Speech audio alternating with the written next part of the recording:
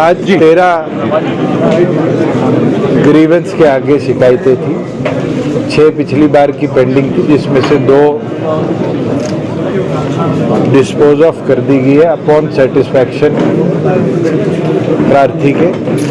4 के अंदर further reports मांगी है, जिसमें एक एसपी करेगा, एक डिप्टी कमिश्नर के लेवल पे होगी, एक जो बिल्डर ने बिजली के मीटर लगाने के लिए ओवर चार्जिंग करी थी और आज तक एचएसवीपी का ड्यू पे नहीं किया उसकी है, और एक हमारे लेडी प्रार्थी है जो पहले पंचायती राज में काम करती थी, उसके पेंशन बेनिफिट्स का है, क्योंकि डॉक्यूमेंट्स पूरे नहीं आ पाए। 2 नई एप्लीकेशन है, 3 नई एप्लीकेशन है, जिनकी रिपोर्ट सीए हुड्डा से और 2 अलग महकमों से 15-15 दिन के अंदर मंगाई है कि वो अपनी रिपोर्ट फर्दर एक्शन के लिए सबमिट करें।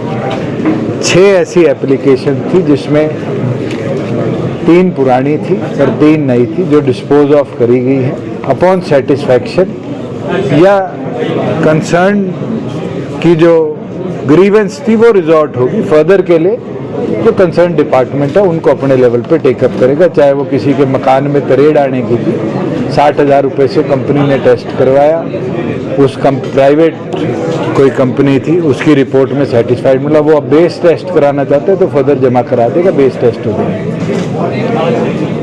इसके अंदर जहाँ ओमैक्स की बात आई है, वहाँ पर एक चीज़ क्लियरली आई है कि जितेंद्र सिंह आईएएस जो कमिश्नर म्युनिसिपल कॉरपोरेशन है, उनकी अध्यक्षता में एक कमेटी बनाई गई थी और कमेटी ने रिपोर्ट सबमिट करी है कि मीटर जो 15 से 18,000 रुपया एक कस्टमर को चार्ज करने के लिए देना चाहिए था, वहाँ ओमैक्स 56,000 प्लस जीएसटी चार्ज करके ओवर प्राइस 66,000 कर रही है। उसके लिए डायरेक्शन दे दी गई है कि ओमैक्स इमीडिएटली एससी कंसर्न्ड यूएचबीएन के साथ एक एस्क्रो अकाउंट खोलेगा। जितने कस्टमर्स से उनने ओवर चार्जिंग करी है, उनसे तुरंत ओमैक्स उनको रिफंड देने का काम करेगा और इन फ्यूचर कोई भी नया कनेक्शन अप्लाई होता है और रिलीज होता है, वो उस एस्क्रो अकाउंट में पैसे जमा करने के और अपॉन कंसर्न्ड एससी के अप्रूवल के बाद ही इशू होगा, जिससे ये जो ओवर प्राइसिंग थी ये बंद हो जाएगी। साथ में जो उनका ड्यू लगभग 10 करोड़ 58 लाख का एमसी का था, ओमैक्स का ये जवाब था कि आज तक वो ड्यू के लिए ऊपर जो डीपीआर है हमें सबमिट नहीं करी गई है।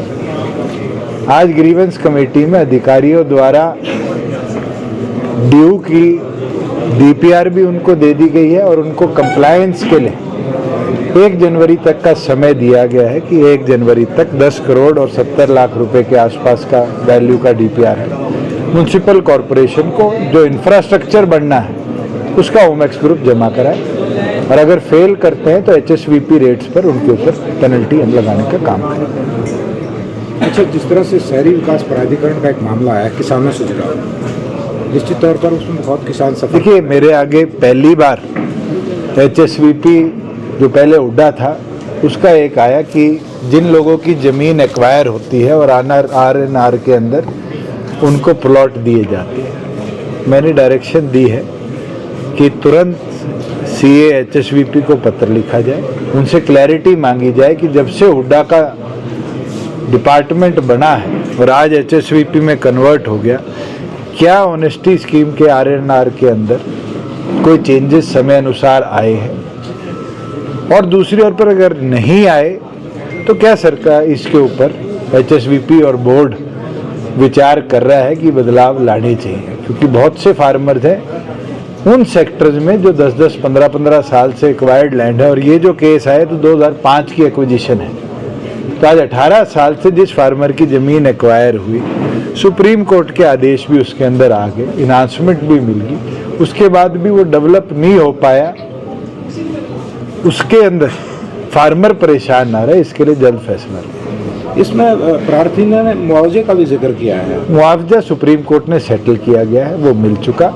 मुआवजे की कोई पेंडेंसी नहीं है। पेंडेंसी सिर्फ ये है कि आरएनआर पॉलिसी के अंदर जो उसकी ज़मीन एक्वायर होती है तो उसको बदले में प्लॉट मिलता है, उसकी अलॉटमेंट कब तक होगी, इस पर जल्द निर्णय लिया। यूनिवर्सिटी की डिग्री का भी मामला सामने आया है जी। मामला आया है, रजिस्ट्रार ने अपनी रिपोर्ट सबमिट करी है, दोबारा डिप्टी कमिश्नर को कहा गया है कि वो दोनों तरफ के फैक्ट्स को लुक इनटू करके नेक्स्ट कमेटी तक हमें पुटअप कर दे, और साथ में जो और यूनिवर्सिटीज़ हैं उनके अंदर यूजीसी नॉर्म्स के अनुसार क्या कदम उठाए गए उसकी भी स्टडी। अच्छा साहब, जिस तरह से 5 राज्यों के चुनाव हुए हैं उसमें जिस तरह से मैनिफेस्टो जारी किए गए हैं उसके अंदर बड़े ही लिबरल जो है ना रेट्स रखे गए हैं, जैसे गैस सिलेंडर है, बिजली के रेट है। आपकी यहाँ सरकार है, आपने राजस्थान में चुनाव लड़ा है, तो हरियाणा के लोग कहते हैं कि हमारे साथ पक्षपात क्यों है, यहाँ क्यों नहीं रेट घट रहे हैं, जबकि आज के दिन वैट में राजस्थान से हम बहुत कम है।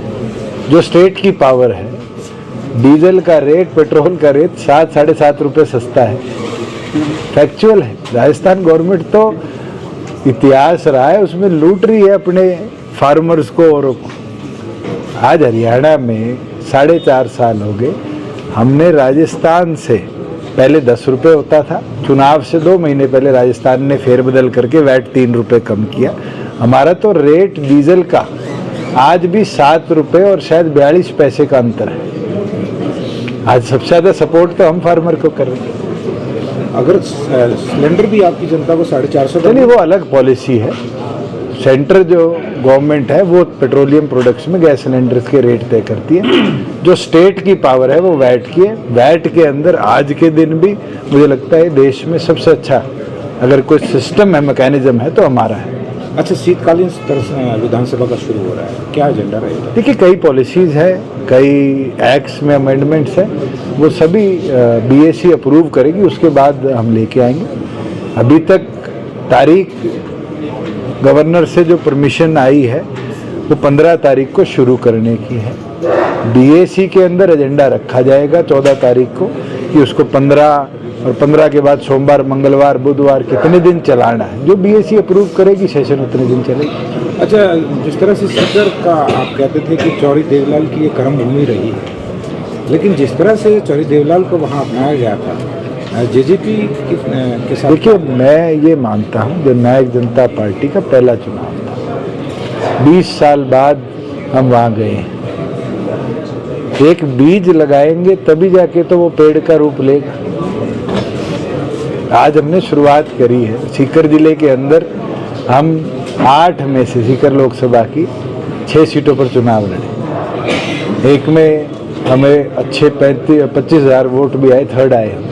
और मैं मानता हूँ कि एक शुरुआत है। चौधरी देवीलाल जी साल पहले गए थे, हम तो 2 महीने पहले गए, और अभी कौन सा राजस्थान जाना छोड़ रहे हैं। ये तो आगे की कार्रवाई निरंतर करेंगे। आज 13 जिलों में हमारे पास जिला अध्यक्ष तो बनाने लायक लोग हो गए।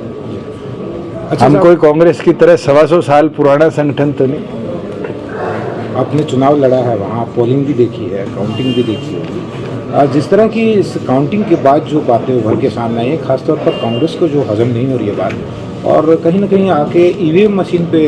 चले, कांग्रेस तो हर के बाद ईवीएम को कोसती है, और मैं एक चीज़ फैक्चुअली बता सकता हूँ। हरियाणा के 3 दिग्गज तीनों स्टेट में प्रभारी थे।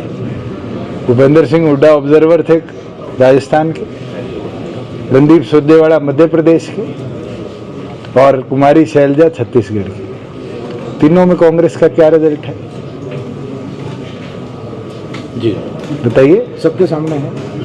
तीनों में कांग्रेस हारी है। मुझे लगता है कांग्रेस को इन तीनों के नेतृत्व को भी रीथिंक करना चाहिए। हरियाणा को लेकर के क्या है? तो मैं मानता हूँ कि नहीं, आप इनको क्या अनलकी मानते हैं या इनका संगठन? चलो, मेरे वाला शब्द आपने बोल दिया, थैंक यू। हरियाणा को लेकर क्या